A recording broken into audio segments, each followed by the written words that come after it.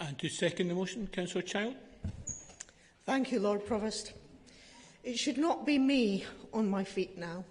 It should have been Marion Donaldson. Marion is someone who did our tough job as local councillor brilliantly, representing the Leith Walk ward. She was also our dedicated Labour Vice-Convener of Finance and Resources. She did her two jobs dutifully and diligently, with dignity and with dedication. She was respectful of all our council officers, and she understood their professional and direct service delivery role.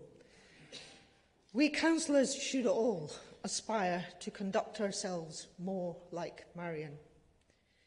It should give us none of us any joy or pleasure to propose and to vote for a legal, balanced budget from any side of this chamber. No set of proposals today can meet the core needs of the city and the huge demands which our growing population make on all our vital core services. This council is facing real cuts, year on year on year, with no promise whatsoever of full and fair funding in future years.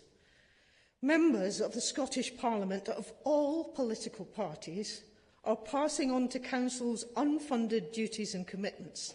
They are all passing on to Council's turbocharged austerity.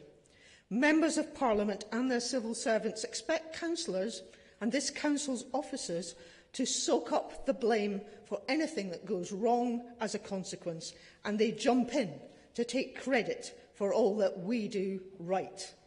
I'm truly sick and tired of taking the blame for members of successive parliaments' willful ignorance. They act like they have no idea what it takes to do what we need to do as councillors, directly and in partnership, to deliver core services and to lead on tackling poverty and inequality and deprivation. Mine's not a party political point. There has been a serious, long-term corrosion of esteem from central government towards local government. And in my increasingly bitter experience, it has almost always been thus, ever more so over the last 7 years. There are warm words incanted sometimes, but MSP's behaviours speak loudly of a barely concealed contempt in which councils and councillors are held.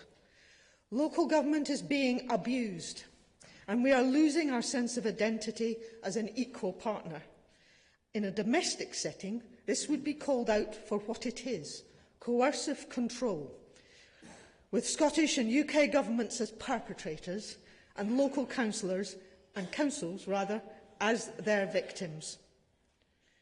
On council budget day, each of our parties say essentially, look at my tribe.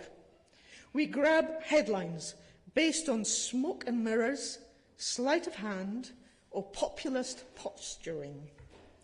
At best, we are making marginal differences in our budget offer to citizens of Edinburgh. Marginal,